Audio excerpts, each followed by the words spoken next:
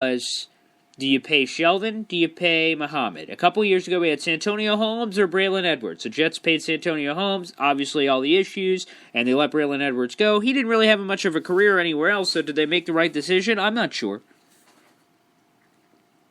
But you have this situation, and the Jets pay the right guy in Muhammad Wilkerson in theory, and then he has the off year, and then, it's typical that guys who, after they get the money, kind of slack off a little bit.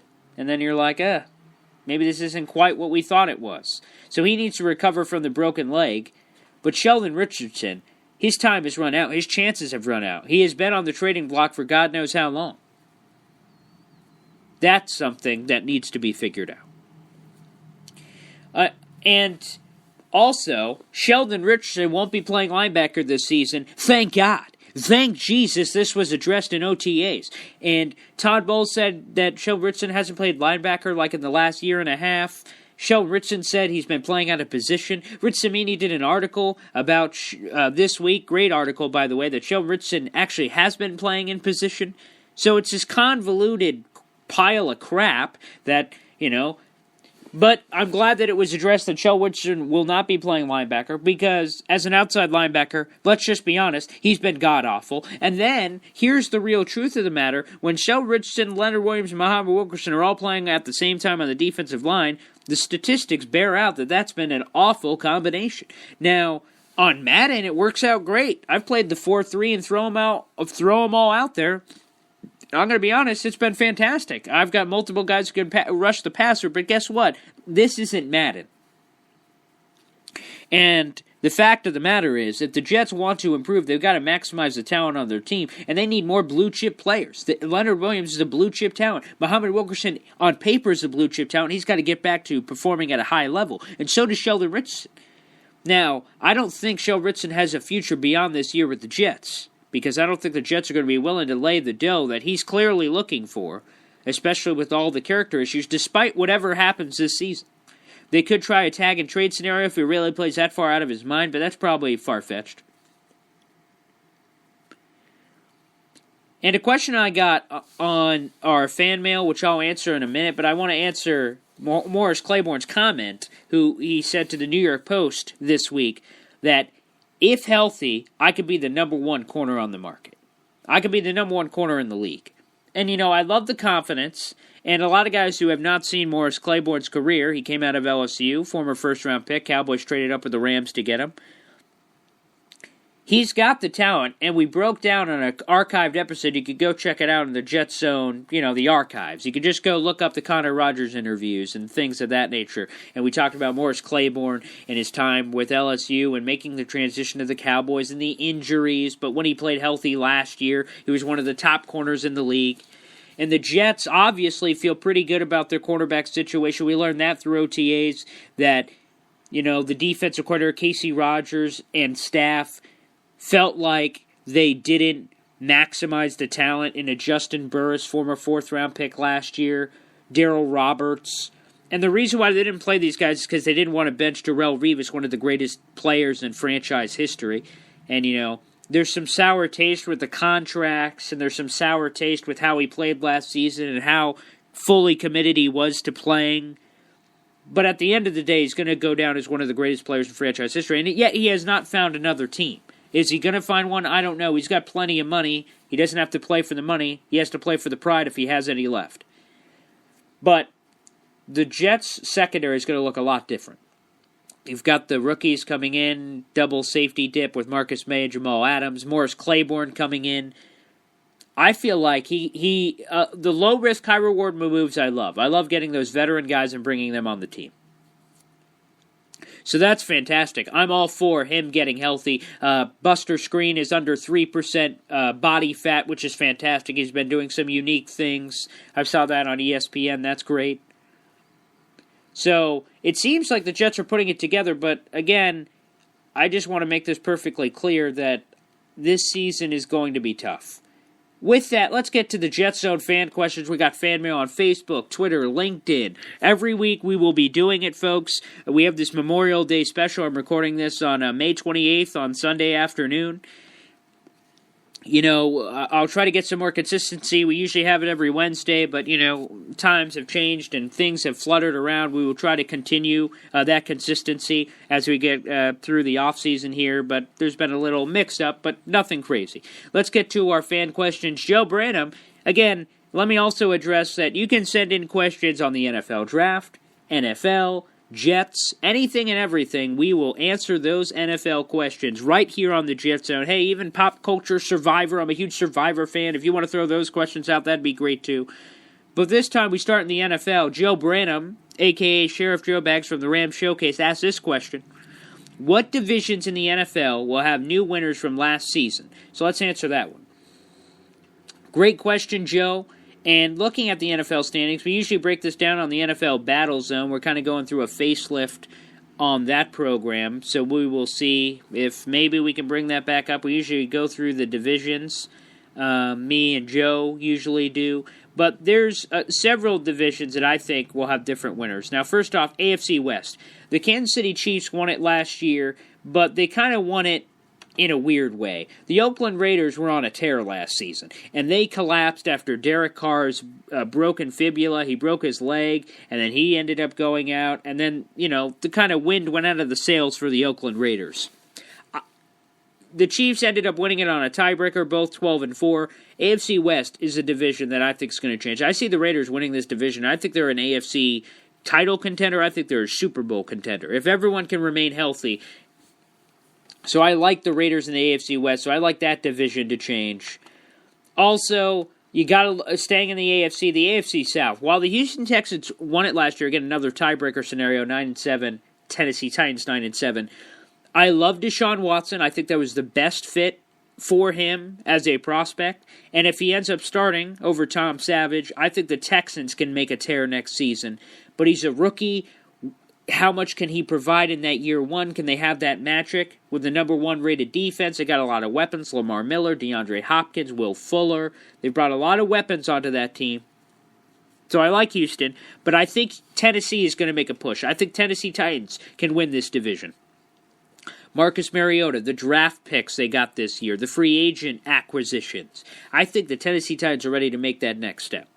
I think the Tennessee Titans are going to win this division. That's another division I think can get shook up. And in the NFC side, I don't see much change happening here, to be perfectly honest. I think the Cowboys are going to win the East. I think the Seahawks are going to win the West. Sorry, Joe. In the NFC North, I'm leaning towards the Packers right now. But the NFC South, I am in love with the Tampa Bay Buccaneers. O.J. Howard, Deshaun Jackson, Mike Evans, the muscle hamster Doug Martin. I love this offense. Famous Jameis Winston. This defense is great. The offense is fantastic. We're going to get a closer look at HBO Hard Knocks. That's going to be fantastic. I think it's the Buccaneers' time to shine. I thought it was last year for the Buccaneers. I thought it was last year for the Titans. But that's who I'm leaning towards. To answer the second part of this question, any chance the Pats get dethroned? Every year I make a pack because I know a lot of Patriot fans and Bills fans and Jet fans, obviously, and Dolphin fans. I just don't see it happening. Unfortunately, I wish I was wrong, but they got Brandon Cooks. Sure, they lost Martellus Bennett, but they bring in Dwayne Allen from Indianapolis somehow. Bill Belichick rapes these other teams into giving them their best players. I don't know how that keeps happening. I wish the Jets could figure that out because that'd be fantastic. But I don't see it. I mean, the Dolphins were close last year at 10-6, but the Patriots were 14-2, and Tom Brady missed 4 games. The Dolphins were close with Jay Ajayi. I'm going to be honest, I thought that Dolphins team was going to be awful last year. They ended up being 10-6. I think the Bills are going to be a 500 team again next year. The Jets, I think, are going to be awful. 2, 3, 4, 5, 6, 7 wins, somewhere in that ballpark. It kind of depends on the quarterback play. I'd love to be wrong, but it's going to be another Patriot year, unfortunately, and that's just the truth. Let's go to another question from Joe. The 2018 NFL Draft is said to be stacked at the quarterback position. Obviously, that picture will be more clear as time goes on. Do you think the Jets push hard to draft a quarterback next year? Now, that's a great question, Joe. And ultimately, it comes down to this. The Jets are giving Christian Hackenberg a chance. They had the chance to draft quarterbacks this year. They could have drafted Deshaun Watson. The only guy they didn't have a chance at was Mitchell Trubisky. Thank God he got drafted by the Bears, who traded up to the second overall pick. I love Deshaun Watson. Again, I said it. But if the Jets didn't draft Deshaun Watson, I didn't want the Jets drafting a quarterback. And now that they didn't, you're giving Christian Hackenberg a chance. And it's put up or shut up. There's no other way to put it. Now, Christian Hackenberg didn't play a regular season snap, and I evaluate based on regular season snaps. I don't base it on how he looks in shorts, okay? I'll let women do that. They can base it off how he looks in shorts. Now, I don't mean to sound sexist, so that was just a slight comment, but you get my point. I want to see how he plays in the regular season. That's what matters to me. I want to see progress next year. If he shows signs that he can be the franchise guy, boom, maybe the Jets don't draft a quarterback next year. But they're in a fantastic position. They're going to be awful this year. If Christian Hackenberg plays out of his mind, the Jets are going to be 7-7, 8-8. Which is bad because of the draft pick, but also it's good because, hey, maybe he's your franchise guy. So the Jets are in a great position. This year is all about finding out whether Christian Hackenberg can be the guy. Can he be the guy? And the Jets are going to find out whether he can be the guy. So we've got to keep that in mind. And that's what this season's about. So the Jets going to be pushing hard for a quarterback next year if Christian Hackenberg doesn't prove he's the guy. I don't think Bryce Petty's the guy. I'm going to be perfectly honest. I don't see him as a capable quarterback. And that's just kind of how I feel about it. I don't think that he's going to be a guy, to be quite honest. I don't think that I think he's a backup quarterback at best. I'm going to be perfectly honest. I really do think that he's just a backup quarterback at best. Some people have disagreed with me. I don't think so. I'd like to see the proof in the pudding. He had chances last year, and he just didn't deliver. So I'm sorry, man, but it just is what it is from that standpoint. And, it's all about finding out whether Christian can be the guy, in my opinion. So that is what it is. So, Joe, great question. Thank you. And thanks to all the people reaching out on Twitter. Thanks for the questions, everybody. Really appreciate it. As we continue to answer live here, right here on the Jet Zone on Sports War Radio. Let's continue here. We've got another question. This one from Darren Tewksbury at DT Jets, retweeting us as we go live here, asking, what are the major differences from last year's coaching staff to this year? And I think this is a phenomenal question, Darren. Thank you so much. You've reached out and said that you're a loyal listener. We really appreciate that. So thanks for the questions. We got Sheriff Joe Bags here. We've got Darren. Thank you for the question. I'm making sure I'm giving enough shout out to everybody who's asking questions here. But what's the biggest difference from last year's team to this year's team in terms of the coaching staff? Well, for me, the energy. That's the first thing. Because John Morton, you mentioned Kevin Green in your post. These guys are a lot more energetic. And I know that may sound silly, but it's the little things. Really. It really is. Energy for me is huge. And Todd Bowles said that's a major reason that they hired the guy. So, for me, all you have to do is just, the proof is in the pudding. There's no question about it, that the proof is in the pudding. And that if you have guys that can kind of contribute from that standpoint, I think that really the big thing for me is that for the Jets to successfully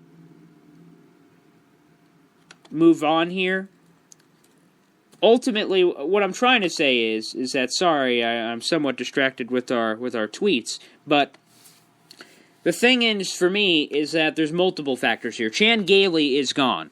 The old man is gone. The guy who many thought would be a great addition because he would get, the C.J. Spiller effect, and he would, get these running backs and maximize Bilal Powell and maximize some of the talents on the team. But the problem is that's not what happened last year. It imploded. It was a awful disaster from that standpoint, and for them to move on to the next level, they need to maximize. So let's go first to John Morton, new offensive coordinator for the Jets. And I talked about some of his comments earlier, but let's go into a little bit more